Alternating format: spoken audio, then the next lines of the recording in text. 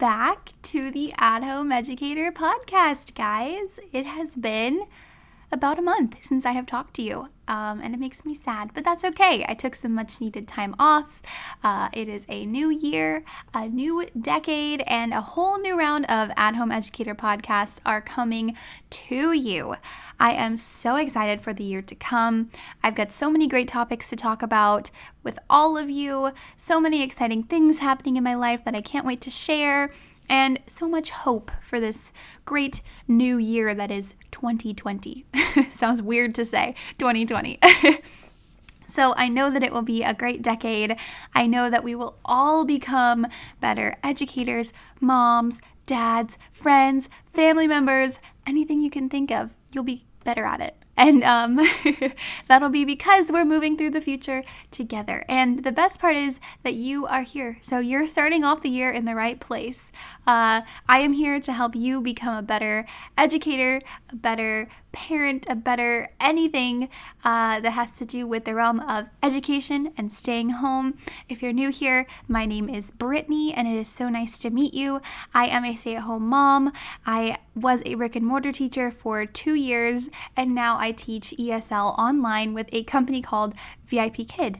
And this podcast is all about bettering ourselves, learning about topics that interest us, and just growing together. All right, so enough of that inspiring, sappy stuff. Let's get on to the episode. So, as we said before, it is a new year, and that means that many of us, including myself, are using this time to reflect on the year behind them and set new goals for the year ahead.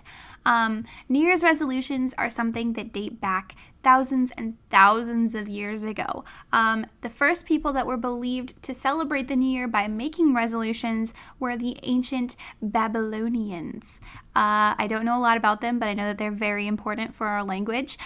So yeah, pretty important people. And they had a 12-day festival in March, which that's when their New Year was, because the calendar was not the same. That's when they started their harvest, or no, that's when they planted their harvest. I don't know. I'm not a horticulturist, but anyway. That's when they celebrated the New Year, was in March. They were crowned a new king. They pledged their loyalty to the new king, and then they made promises to their gods to pay off their debts and return anything that they had borrowed in the previous year. And if they stuck to these resolutions, then they would receive good fortune from the gods in the coming years. So, now we've come a long way since then. Most of us don't make promises and sacrifices to the pagan gods. If you do, that's great. No judgment. You do you. But for most of us, our New Year's resolutions are kind of like promises to ourselves. They're things that we want to do for ourselves or for our family or for our friends to make our lives better in some way. And you may be thinking to yourself, hey, I make goals and resolutions all year round, and us as educators, as parents, we're really good about that. We make a lot of goals throughout the year. We're pretty good at sticking to them, but the fact of the matter is about 60% of Americans make New Year's resolutions specifically. So I thought that now was a perfect time to talk about them. And today, my goal is for you to end this podcast empowered with the tools to set realistic and achievable, that's a key word, achievable New Year's resolutions that you can succeed in completing and you can feel good about. So you may be thinking, hey, Brittany, you're just assuming that I'm not going to succeed at my goals. And in fact, I kind of am, because I am part of that boat. And so are a lot of other people who make New Year's resolutions. So as I said before, about 60% of us make resolutions in the new year. But, and here's the rough part, only about 8% of us end up actually achieving those resolutions. I may not be a mathematician, but those are not very good odds. That means 50-something% of us, 52% of us will not complete our resolutions when we make one. And that is something that, I wanted to look into, because this has happened to me before, many a times before. I have gone into the new year saying something that I want to do, and then, I just didn't do it. And they were goals like most of us set, like eating healthier, exercising more, losing weight, saving money. A lot of people resolve to quit smoking or find a new job or drink less alcohol.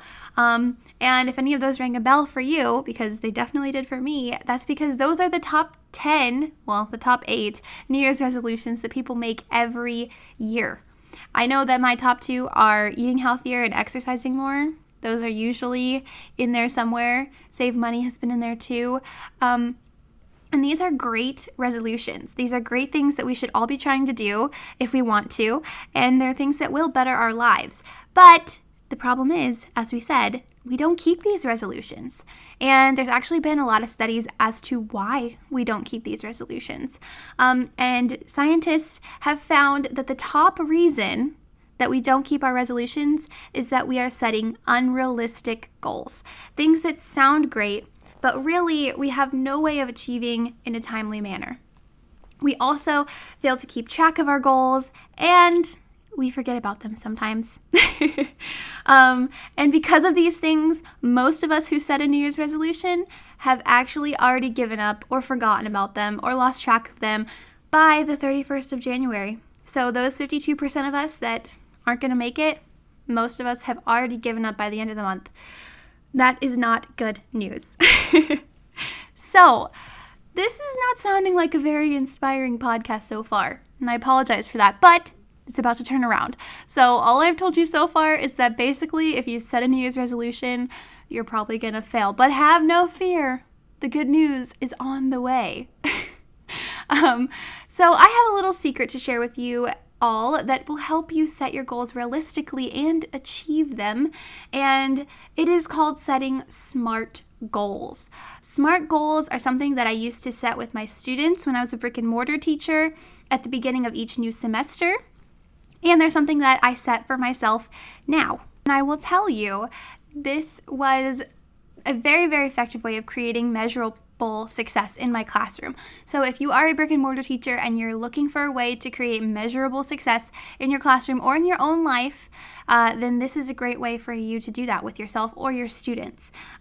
Measurable success is something that's kind of hard to do. A lot of times success is more of a feeling than something that we can actually see or touch or, share. And so SMART goals are something that are very, very effective in creating that measurable success.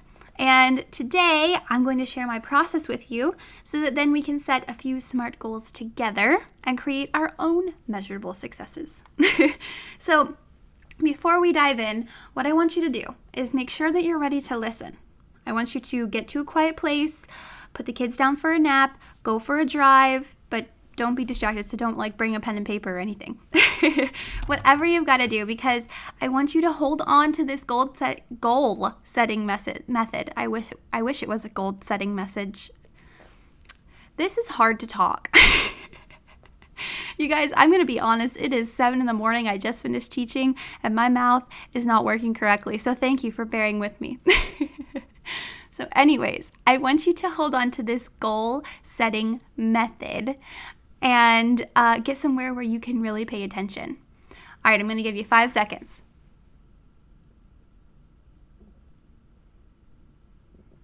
All right, did you do it? Okay, good. Let's go. Okay, so SMART is actually an acronym. So the letters in SMART actually stand for different words. This acronym is not one that I made up. That was a guy in Washington named George Doran in the great year of 1981.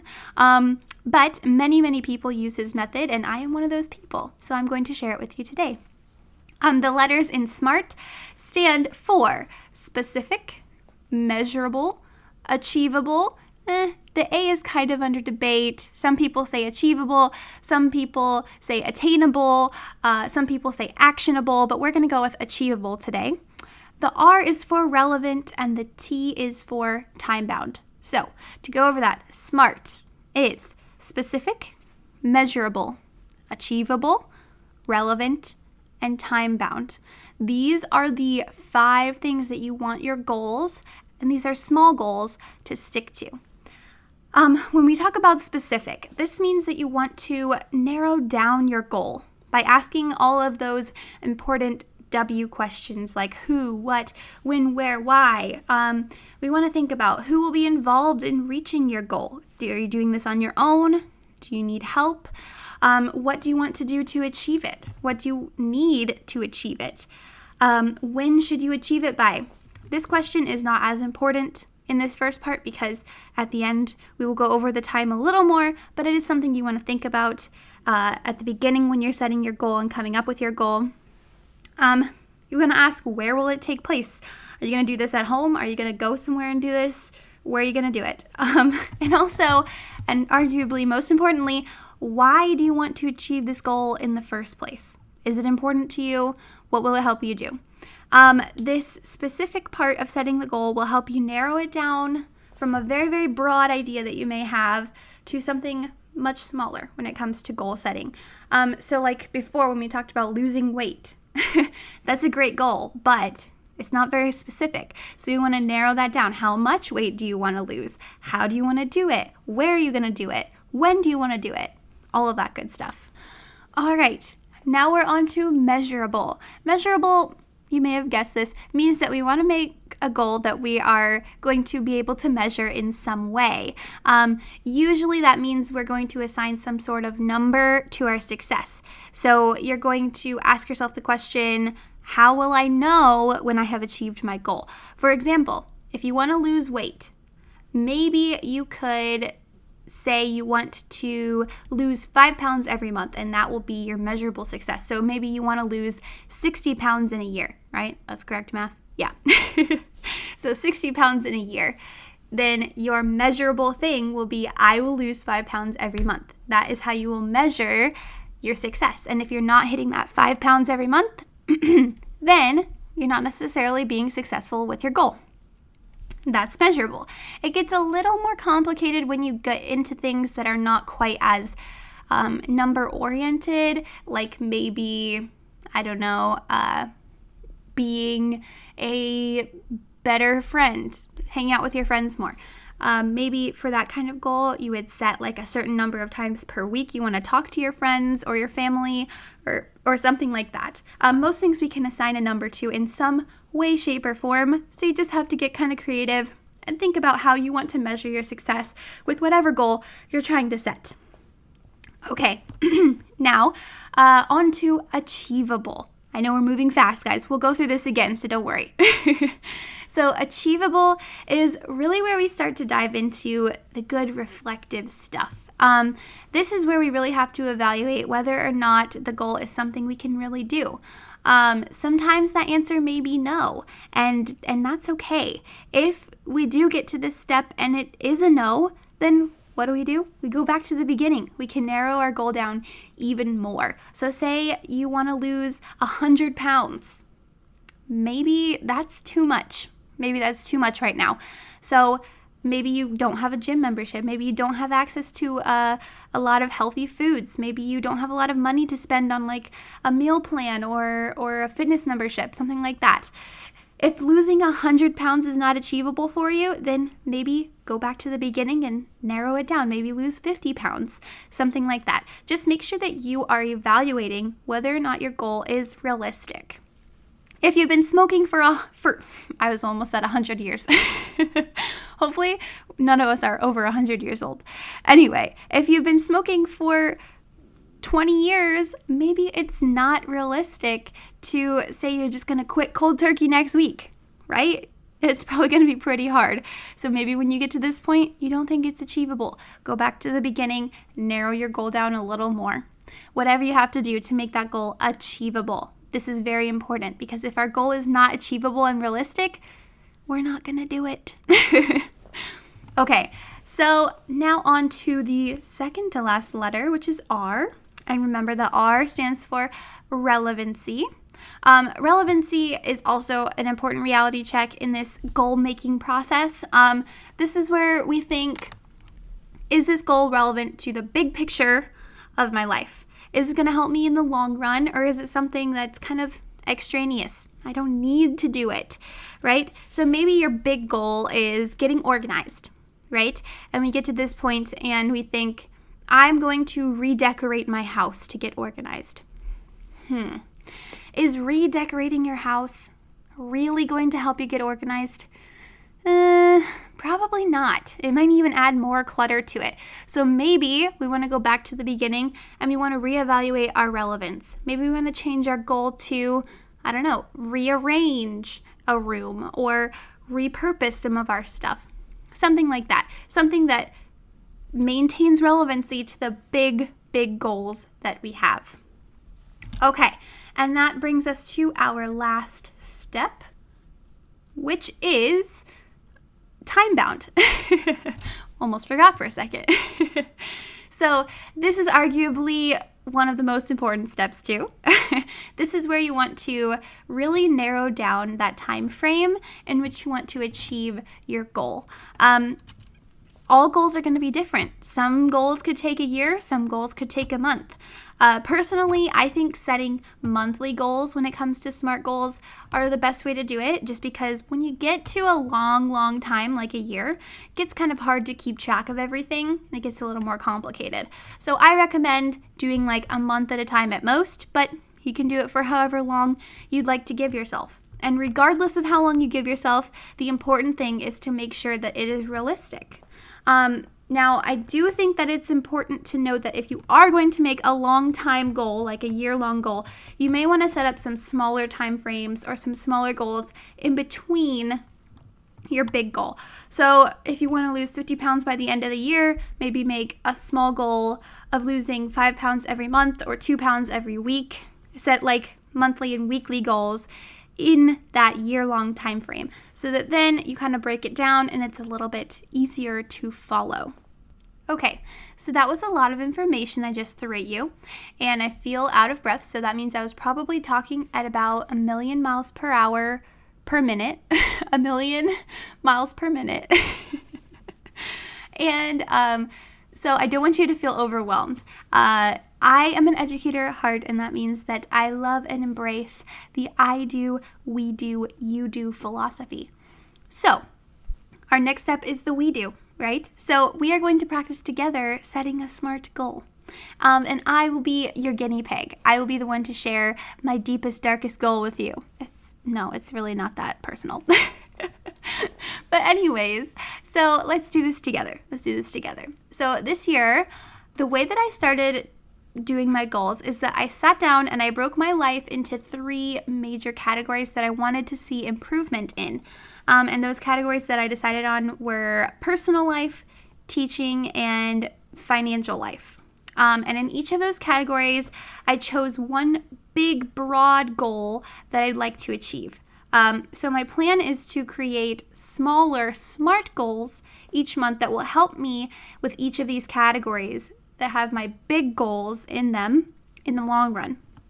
So my biggest personal goal this year is to be more patient.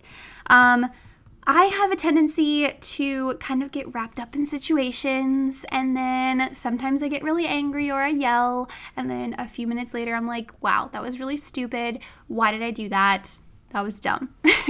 And so I think that is a patience problem, and that's something that I would like to work on because I want to be able to enjoy more moments without getting wrapped up in them. When something goes wrong, I want to be able to laugh about it and not feel bad about it later. And so this is something that I really, really want to work on in my personal life. My biggest teaching goal is to teach more consistently.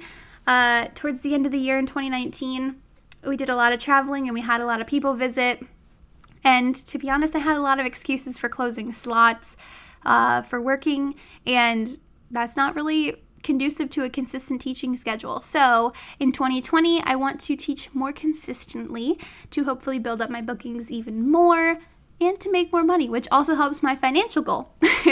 And my financial goal this year is to pay off one piece of debt. Hopefully that will be my student loans. My student loans are kind of big, so we'll see. But we'll work on that. So those are my big goals this year. I'm sure that you guys have some similar ones. And so, yeah, I don't mind sharing. So for our practice, I want to take my personal goal of being more patient and create a SMART goal for the month of January that will help me achieve that big goal in the long run. So our first step is to be specific. And obviously, the goal, I will be more patient, is not very specific at all. So I thought to myself, what aspect of my life do I need to be patient in right now? Or do I want to add more patience in right now? And that right now is with my daughter. My daughter is very fast approaching to being 2 years old. So as many of you know, those are called the terrible twos. And mostly this is just because they're frustrated. And you know, if I'm frustrated and she's frustrated, we're yelling, we're crying. It's not very fun. So I would rather not be frustrated and enjoy the silly moments, enjoy the moments that I have with her. And so that's something that I want to change. So I have thought long and hard about this, and I think that something that will help me maintain my patience throughout the day is to take more time for myself at the end of the day, kind of rewind and relax, or unwind and relax. So what I plan to do is, this is my specific goal, to follow a nighttime routine each night before bed. This will help me decompress, it'll help me recharge for the next day, and I think it'll be great. So, that is my specific goal, to follow a nighttime routine each night before bed. And most likely that routine, I've thought about this a little bit too, will be to like take a shower, put on some comfy clothes, drink a cup of tea, and then my biggest thing is to be in bed by 9:30, because as a lot of you parents know, it's very, very tempting to stay up late and watch all the shows that you want to watch and eat all the snacks you want to eat. But it's not very good for your sleep habits, especially if you have to wake up at 4 a.m. every morning. So 9:30 p.m. each night. All right, so that's my specific goal. So let's move on to our next step, which is the measurable part. This one is pretty straightforward. I just have to pretty much do it. And so to assign a measurable success rate to this, I'm going to say I will do this 5 out of 7 nights a week in order to consider it successful. Because, you know, weekends can get crazy. I work late on Friday nights, so it's not going to happen every night. But I think 5 out of 7 nights a week, we can call that a success. So that is my measurable part of this goal. Okay? And just like that, we are at achievable. It's not hard, guys. It's not hard. So this one is mostly just self-evaluation, like we said before. So to make sure that my goal is achievable, I'm looking at my schedule and my life, and I definitely think that this is something I can achieve. My daughter goes to bed at about 7:30 every night, and that gives me 2 hours to get through a routine in which I can decompress and relax and get in bed by 9:30. So I think that this goal is 100% something that I can do because of those reasons. I think I have time. I have the resources, and I can do it. Okay, so now when it comes to relevancy, we have to think back to my big goal of being more patient. Does this smaller goal really help to achieve my bigger goal? And I think yes. I am not 100% sure that this will, solve all my problems, and I'm not expecting it to. But that is why I'm only going to most likely do this for about a month. So to measure the relevancy, I'm going to do this for a month, record my moods from day to day. And then if there's no real shift or it adds to my stress in some way, then I won't continue to do it. If there is a shift, then I'll continue to do it, and the relevancy will be proven. So sometimes relevancy isn't always 100%, but sometimes you just gotta try it, right? Okay, and the last step is to set a time frame. And as I mentioned before, I plan to do this for 1 month. And so in this case, that would be from January 8th to January 29th. And I'm going to reevaluate the effectiveness of this goal after that. So I've got my specific goal. I'm going to follow a nighttime routine every night. I've got my measurable success. I will do this 5 out of 7 nights a week. My goal is achievable. It is relevant to my major goal of being more patient, and I am doing it for 1 month. That is what I'm committing to. So that's it. It was that easy, guys. That's my SMART goal that relates back to my big goals for 2020. And I could do this with every single big goal that I have. And I actually plan to do that. But for right now, we'll just do one to save you guys all the time and the boredom. So, woo! We've got one SMART goal down, and as I said, I plan to do this in each of the major categories for improvement that I sat down and planned out. That is in my personal life, my teaching, and my financial world, life, realm each month. So that will be 12 months of this. I'm going to try and do this for 12 months. And now, here's the fun part. I hope that you do this too. I'm going to be keeping track of my goals using a good old-fashioned pen and paper. And of course, I made a snazzy little organizer for it because, you know, I'm me and I have to do that for everything. So if you want to see how I wrote everything out, then make sure you go check out my Instagram. It is @the@home-educator. That's my handle. You can also find a link to it in the description of this podcast. Always go check it out. You'll see it there. You can try to make your own little organizer, or I will be putting my organizer up on TPT, Teachers Pay Teachers, for free, so you can download it and use it and follow along if you want. So here's what I want you to do before the next time we talk. I want you to go sit down and do this same thing for yourself this month. Maybe you've already made a New Year's resolution. Maybe you didn't want to because you know most of them don't work out anyway. Regardless, I want you to go sit down, break your life down into a few categories where you want to see improvement most, then make some big goals for 2020 within those categories, and then join me in creating SMART goals each month. My hope is that then we can achieve our big goals together and we can become better in whatever categories we want to become better in this year successfully. We are not going to be part of the 52% of people this year that will not achieve their resolutions, okay? We want to be part of that 8%, and I know that we can do it together.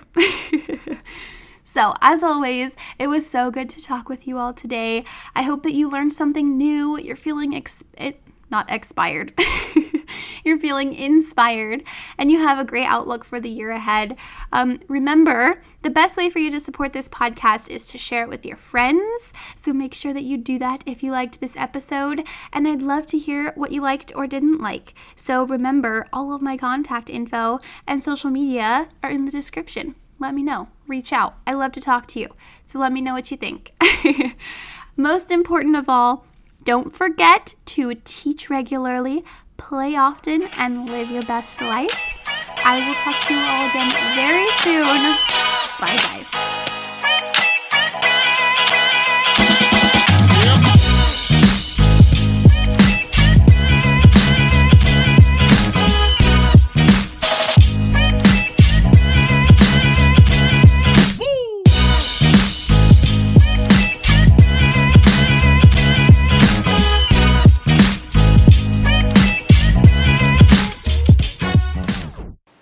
Thank you so much for listening all the way to the end of this podcast. If you'd like to check out any of my older podcasts, then you can click here or here.